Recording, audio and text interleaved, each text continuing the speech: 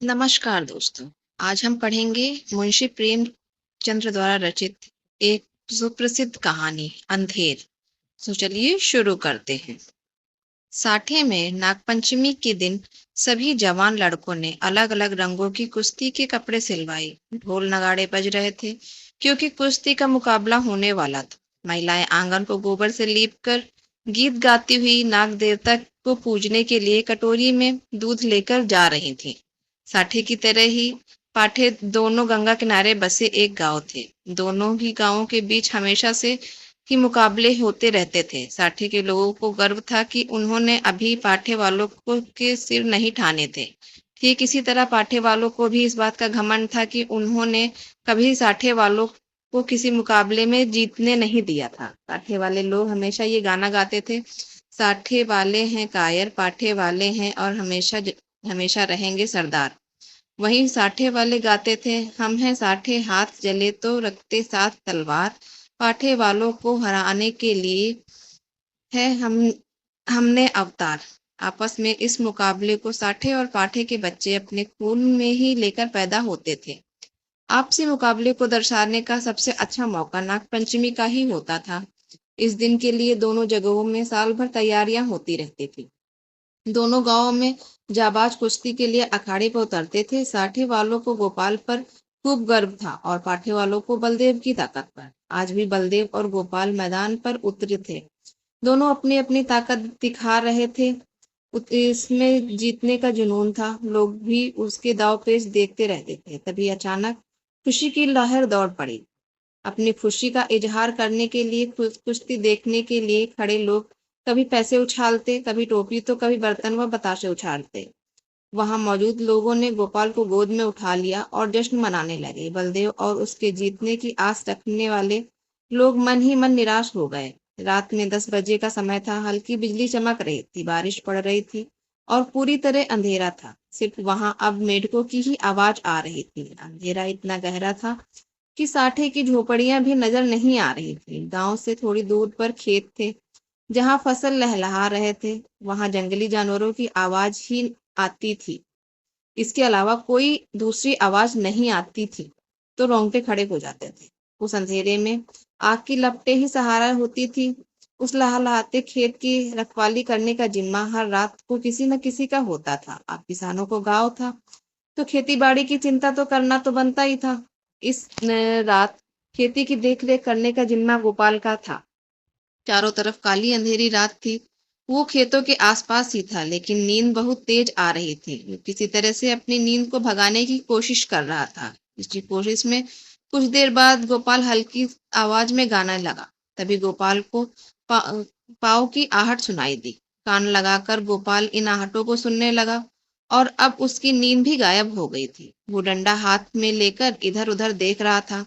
तभी उसके सिर पर किसी ने जोर से लाठी मार दी। वो नीचे गिरा और रात भर वहीं बेहोश पड़ा रहा। बेहोशी की हालत में भी उस पर कई बार वार किए गए। उस पर वार करने वालों को लगा कि वो मर गया है, लेकिन ऐसा नहीं था। हमला करने वाले पाठे के लोग थे जिन्होंने अंधेरे में अपनी हार का इस तरह से बदला लिया था। गोपाल ना तो पढ़ा लिखा था और ना ही तेज दिमाग वाला। बस उसका शरीर 6 फुट का था और आवाज काफी भारी। मन में ऐसा निडर कि शेर की दहाड़ से भी ना डरे। आज जो चोट खाए हुए अपने घर के बिस्तर से पे लेटा हुआ था। रात को हुई इस तरह की वारदात की वजह से गांव में पुलिस पहुंच गई। गांव के पुलिस को देखकर कुछ लोग डर गए तो कुछ रोने धोने लगे। गोपाल ने अपने साथ जो भी हुआ उसकी रिपोर्ट भी नहीं लिखाई थी। दरोगा ऐसा था कि बिना गाली के उसके मुंह से एक बात भी नहीं निकलती थी। वो मुखिया से सवाल जवाब करने लगा। मुखिया ने दरोगा से कहा, मुझे माफी दे दीजिए।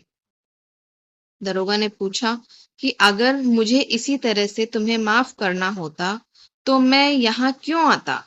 मुखिया चुपचाप गोपाल की पत्नी गौरी के पास पहुंचा। उसने कहा, यह पुलिस वाला काफी बेकार है। पैसों के बिना बात ही नहीं करता था। उसे 50 रुपए चाहिए। मैंने उसे बहुत मनाने की कोशिश की, लेकिन वो किसी की एक नहीं सुनता। गौरा ने मुखिया से कहा कि पैसे की क्या बात है, बस हमारे पति की जान बच जाए। जान से बढ़कर और कुछ नहीं होता। आज के लिए ही तो कमाया था। गोपाल इन सभी बातों को खाट पर लेटे लेटे सुन रहा था। उसने कहा कि जब किसी ने कोई गलती ही नहीं की है तो 50 रुपए क्यों देना, उसे एक भी पैसा नहीं देना चाहिए। ये बात सुनकर मुखिया का चेहरा पीला पड़ गया। वो बोले, धीरे कहो, इन बातों को अगर दरोगा ने सुन लिया तो परेशानी बढ़ जाएगी। गोपाल ने जवाब दिया, एक कौड़ी उसे नहीं दी जाएगी। देखता हूं कि मेरी बातें सुनकर कौन मुझे फांसी पर चढ़ाता है। तभी गौरा ने मजाक में कहा कि ठीक है, आपसे मैं पैसे मांगू तो बिल्कुल भी मत देना। इतना कहने के बाद गौरा अंदर गई और एक पोटली में पैसे लेकर आई। फिर मुखिया को पैसे दे दिए। यह सब देखकर गोपाल को बहुत गुस्सा आया और मुखिया पैसे लेकर तुरंत भाग गया। मुखिया पैसे लेकर बाहर आया। दरोगा भी वहीं मौजूद था। उसने गोपाल की बातें सुन ली थी। उसके मन में हो रहा था कि गोपाल पैसे दे दे। अब 50 रुपए बाहर आते आते 25 हो गए थे। मुखिया ने 25 रुपए गोपाल को दिए और चला गया। मुखिया ने गोपाल को शुक्रिया कहा। पूरे गांव वालों के सामने मुसीबत टालने का सेहरा मुखिया ने अपने सिर पर लिया और उसकी प्रतिष्ठा बढ़ गई। उधर गोपाल ने गौरा पर गुस्सा किया। अब गांव में सत्यनारायण की कथा हुई। देवी देवताओं की पूजा अर्चना होने लगी। आखिर गांव में से मुसीबत जो टल गई थी। सभी लोग मिलकर सत्यनारायण की कथा सुनने लगे। गोपाल भी चादर ओढ़कर कथा सुनने लगा। वहां गांव के कई प्रतिष्ठित लोग आए हुए थे। पटवारी ने गोपाल से कहा कि सत्यनारायण की वजह से ही तुम पर किसी तरह की आँच नहीं आई। गोपाल ने अंगड़ाई लेते हुए कहा कि सत्यनारायण की महिमा का तो नहीं पता, लेकिन यह अंधेर जरूरी है। कहानी से सीख, मुसीबत पड़ने पर दिमाग से काम लेना चाहिए, यूं ही किसी पर भी भरोसा नहीं कर लेना चाहिए।